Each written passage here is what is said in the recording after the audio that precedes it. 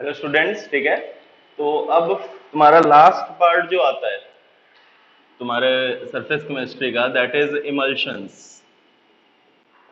Emulsions क्या होते हैं? जनरली तुम्हें पढ़ा है लिक्विड इन लिक्विड कोलॉइड्स, ठीक है। मतलब तुम्हारा इस केस में डीपी भी लिक्विड है और डिस्पर्शन मीडियम भी लिक्विड है। इस टाइप के कोलॉइड्स क्या होते हैं तुम्हारे? इमल्शंस, ठीक है।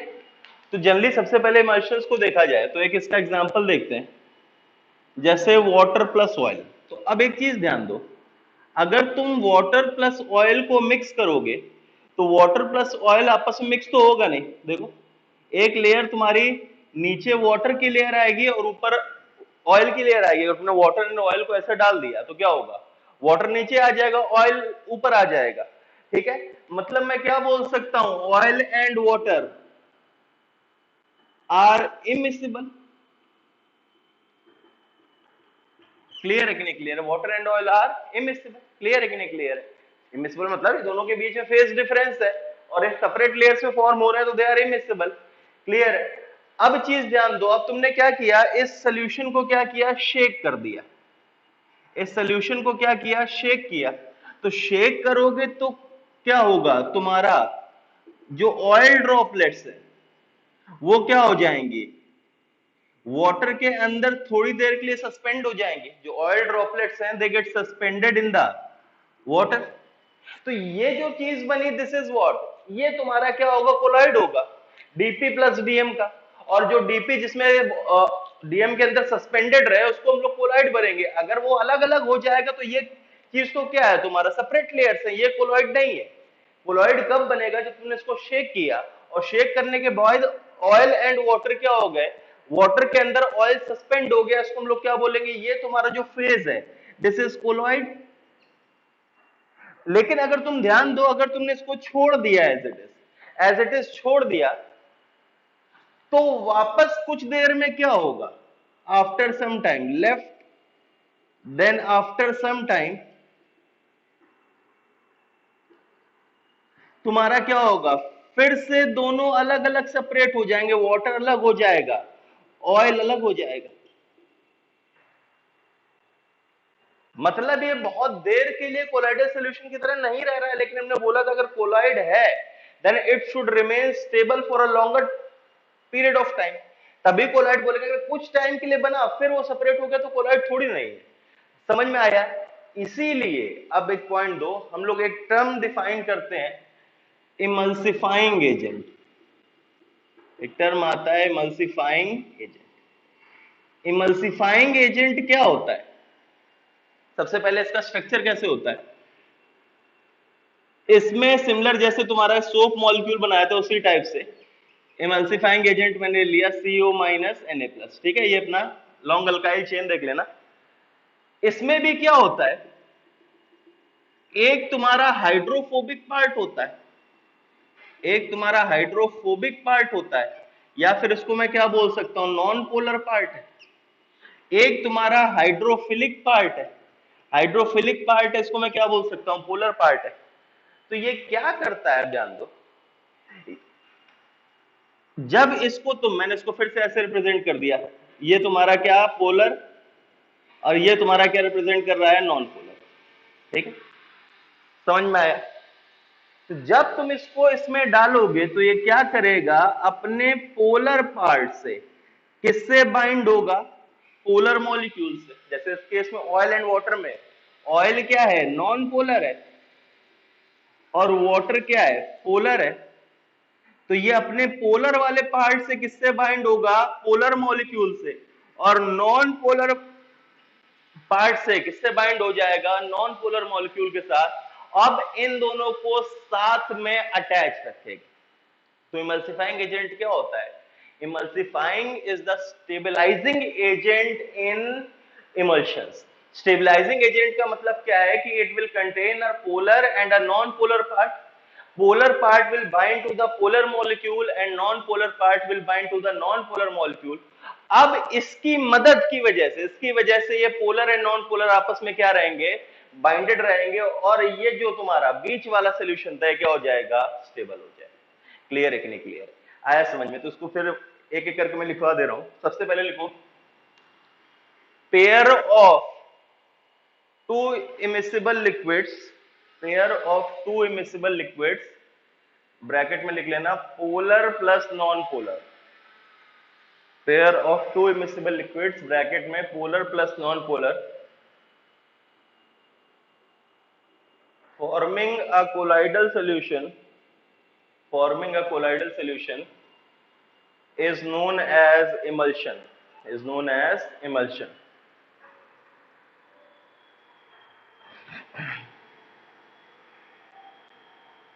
Next point, consider the example of oil plus water, consider the example of oil plus water. First point, when oil and water are mixed, when oil and water are mixed, as they are immiscible, hence they form separate layers, hence they form separate layers. ये figure 1, ठीक है, figure बाद में बना देना, figure का नाम लिखते जाओ उसके साथ, ठीक है, full stop. if they are shaken then oil droplets will get suspended, oil droplets will get suspended into the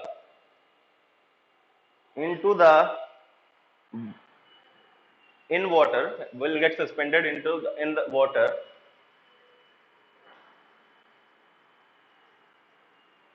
full stop. But this phase is unstable, and if left then the oil and water will separate, the oil and water will separate. ये तीनों बना लो, oil and water will separate, ठीक है.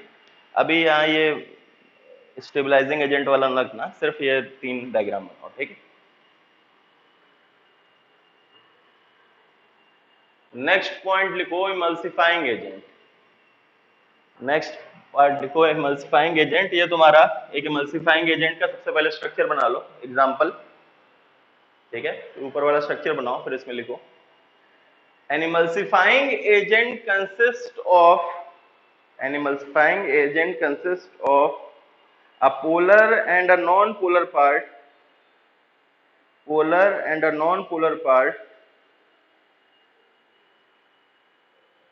full stop. It binds with the polar molecule with its polar part, and non-polar molecule with its non-polar part, and thus stabilizes the emulsion, ठीक है. Clear है कि नहीं क्लियर है, ठीक है.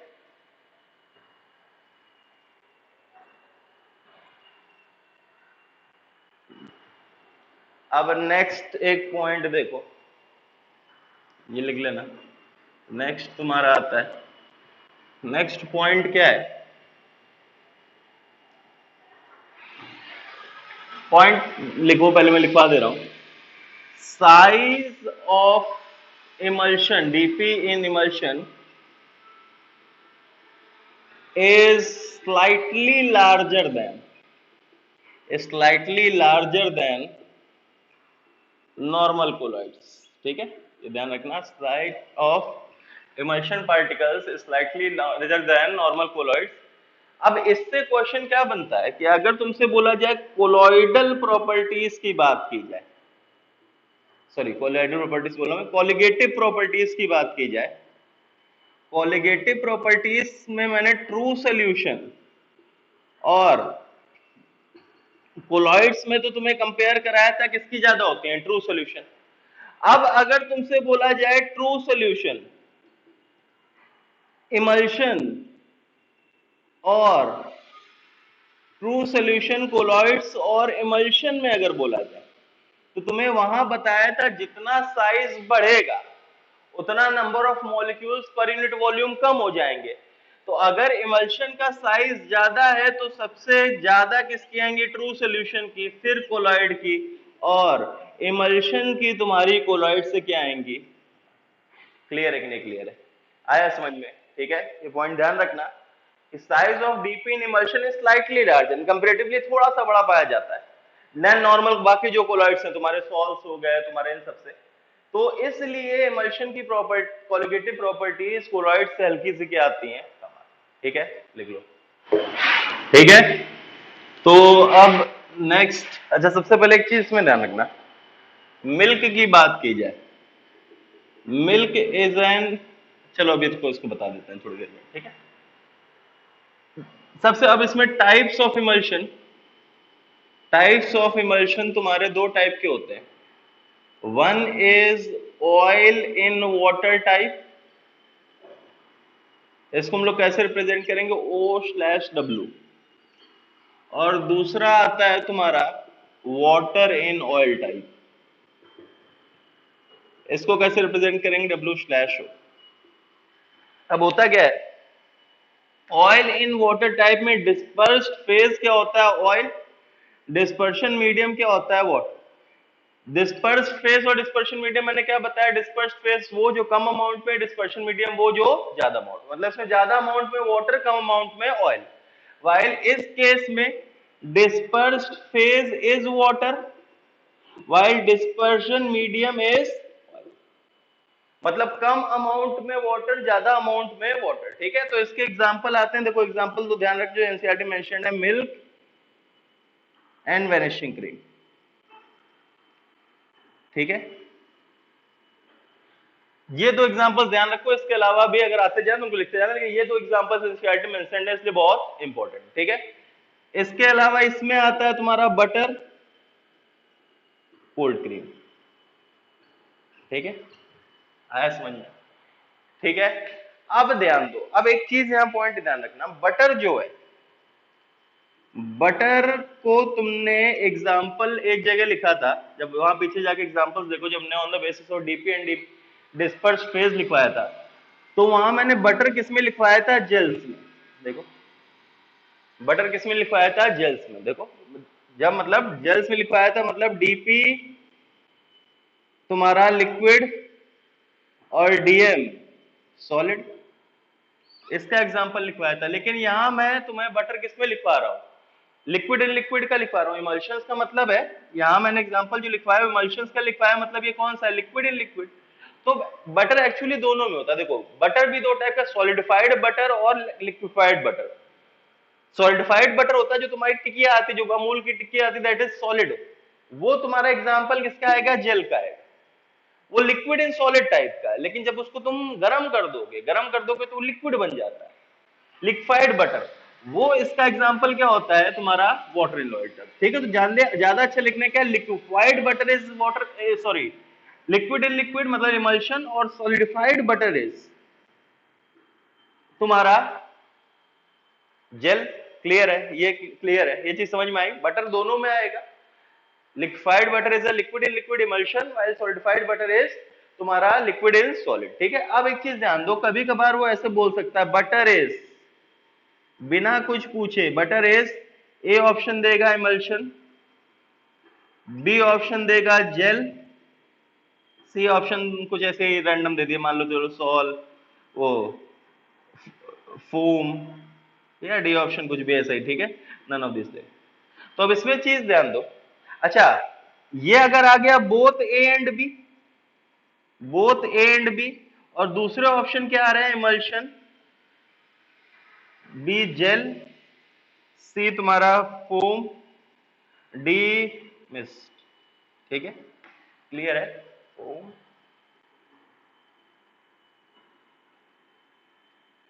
ठीक है, और ऐसे नन ऑफ दिस, ठीक है। अब एक चीज ध्यान दो, फर्स्ट टाइप के ऑप्शन में मोर करेक्ट कौन सा आएगा, डी, फर्स्ट टाइप के ऑप्शन में मोर करेक्ट कौन सा आएगा, क्लियर है कि नहीं क्लियर है। अब सेकंड टाइप के एग्जांपल में ध्यान रखना, अगर इमल्शन और जेल दोनों आए तो तुम्हारा मोर करेक्ट क्या आएगा, ए, क्योंकि न्यू वर्जन ऑफ एनसीईआरटी जो निकला है अभी, मतलब तुम्हारे वाले जो एनसीईआरटी में है, उसमें बटर को सिर्फ क्या ले रखा है, इमल्शन, उससे पहली वाली एनसीईआरटी में दोनों जगह मेंशन था, एक जगह जेल मेंशन था, एक जगह इमल्शन मेंशन था, लेकिन न्यू वर्जन जो ऑफ एनसीईआरटी जो है उसमें सिर्फ और सिर्फ इमल्शन दे रखा है। इसलिए अगर ऐसा ऑप्शन आता है तो तुम किसको लिखोगे? क्लियर है कि नहीं क्लियर है? समझ में आया कि नहीं आया? ठीक है, ये पॉइंट ध्यान रखना। अब नेक्स्ट एक और पॉइंट ध्यान रखो, मिल्क जो होता है, मिल्क, मिल्क तुम्हारा क्या है? Oil in water type emulsion.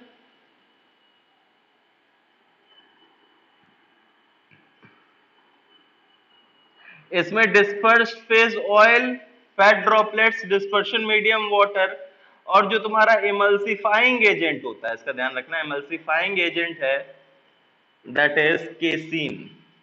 ठीक है, emulsifying agent is casein. Clear है कि नहीं क्लियर है? आया समझ में? ठीक है, अब नेक्स्ट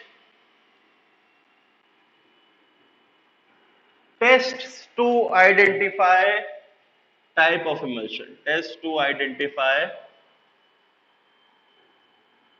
टाइप ऑफ इमल्शन। तो इसमें सबसे पहला आता है डाइल्यूशन टेस्ट। डाइल्यूशन टेस्ट क्या होता है कि जैसे मान लो मैंने ले लिया कि एक एग्जांपल ये लिया है कि इमल्शन है, इमल्शन 1, और एक एग्जांपल ये लिया है emulsion 2।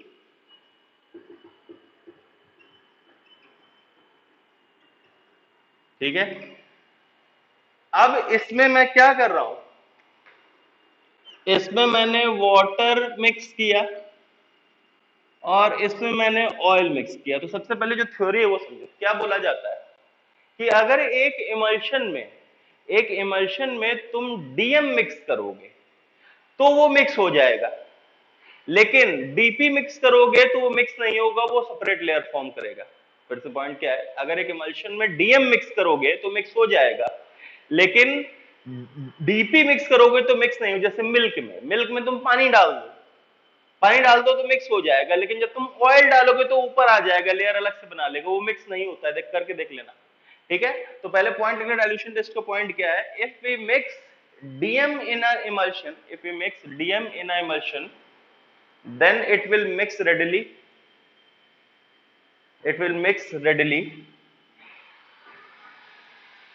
but if we mix dp in emulsion, but if we mix dp in emulsion it will not mix, but if we mix dp in emulsion it will not mix। ठीक है, तो अब ध्यान दो, इसमें मैंने वाटर डाला और ऑयल डाला, दोनों वाटर भी डाल रहा हूं और ऑयल भी डाल रहा हूं, इसमें भी वाटर भी डाल रहा हूं और ऑयल डाल रहा हूं। ठीक है, तो इसमें मैंने क्या देखा, वाटर गेट्स मिक्स्ड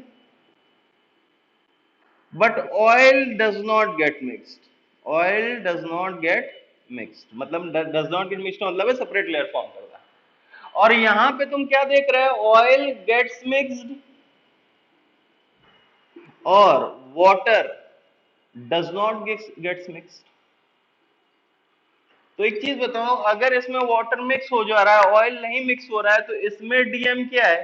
वाटर, और डीएम वाटर है, then it example of oil in water type. और अगर इसमें ऑयल मिक्स हो जा रहा है तो इस केस में डीएम क्या है? ऑयल, और डीएम ऑयल है तो एक example of water in. Clear है कि नहीं क्लियर है? आया समझ में? ठीक है, नेक्स्ट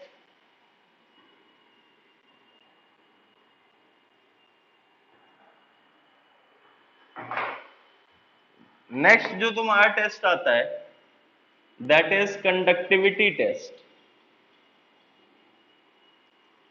अब कंडक्टिविटी टेस्ट क्या होता है? अच्छा एक चीज बताओ, जो इलेक्ट्रोलाइट मैंने बोला था वो मैंने क्या बोला था, electrolyte are the substances which furnish ions, जब आयनिक इक्विलिब्रियम पढ़ाया था, लेकिन वहां मैंने एक और पॉइंट बताया था कि इसमें तुम्हें मानना है कि सॉल्वेंट क्या है? वाटर, वो वाटर के अंदर आयंस फर्निश करें। क्लियर है? ये चीज मैंने लिखवाई थी, अज्यूमिंग सॉल्वेंट इज वाटर। ठीक है, तो अगर इलेक्ट्रोलाइट आयंस फर्निश कर रहा है तो किसमें फर्निश कर रहा है? वाटर में, मतलब पोलर सॉल्वेंट में, मतलब। ठीक है, और अगर इलेक्ट्रोलाइट आयंस फर्निश करेगा तो उसमें क्या होगा, conductivity will increase. Electrical conductivity हम लोगों ने सोल्यूशन की क्या पढ़ा था अभी, इलेक्ट्रोकेमिस्ट्री में क्या पढ़ा था कि इलेक्ट्रोलाइटिक सॉल्यूशंस की कंडक्टिविटी आयंस पे डिपेंड करती है, जितने ज्यादा आयंस होंगे उतनी ज्यादा कंडक्टिविटी। तो अब क्या बोला जाता है कि अगर मैंने एक इमल्शन लिया, इमल्शन 1 और इमल्शन 2,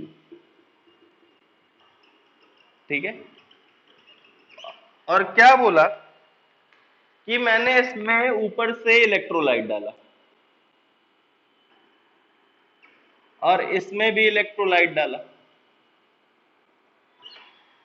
और इलेक्ट्रोलाइट डालने से इससे क्या देखा गया, कंडक्टिविटी इज इंक्रीज्ड। लेकिन इसमें क्या देखा गया, no effect on conductivity, no or negligible effect, no or negligible effect on conductivity. तो क्या बोला जाता है, अगर तुम्हारी कंडक्टिविटी इंक्रीज कर रही है, अगर कंडक्टिविटी इंक्रीज कर रही है मतलब इलेक्ट्रोलाइट तुम्हारा आयंस फर्निश कर रहा है, और आयंस फर्निश कब करेगा, जब वाटर ज्यादा अमाउंट में होगा। और वाटर ज्यादा अमाउंट में होने का मतलब क्या है, वाटर ज्यादा अमाउंट होने का मतलब क्या है कि इस केस में डीएम क्या है, वाटर, और डीएम वाटर है तो ये किस टाइप का है, ऑयल इन वाटर। लेकिन अगर नहीं या लगभग ना के बराबर बढ़ रही है, मतलब ऑयल ज्यादा अमाउंट में, वाटर कम अमाउंट में, मतलब डीएम क्या है, ऑयल, मतलब this is an example of water in oil. समझ में आया? कंडक्टिविटी टेस्ट क्या बोलता है, लिख लो, if on adding an electrolyte, if on adding an electrolyte in a emulsion, if on adding an electrolyte in a emulsion, conductivity increases, conductivity increases, then it is oil in water type, full stop. If there is no significant increase in, if there is no significant increase in conductivity, then it is water in oil type, then it is water in oil type। ठीक है, आया समझ में? और last test जो तुम्हारा आता है, लास्ट टेस्ट जो तुम्हारा आएगा, दैट इज, नेक्स्ट जो हमारा टेस्ट आता है दैट इज डाई टेस्ट। ठीक है, तो हम लोग इसमें दो टाइप के डाई से देखेंगे, one is scarlet red, this is तुम्हारा ऑयल सॉल्युबल डाई, और एक आता है amaranth, this is water soluble dye. ठीक है, अब होता क्या है कि हम लोगों ने क्या बोला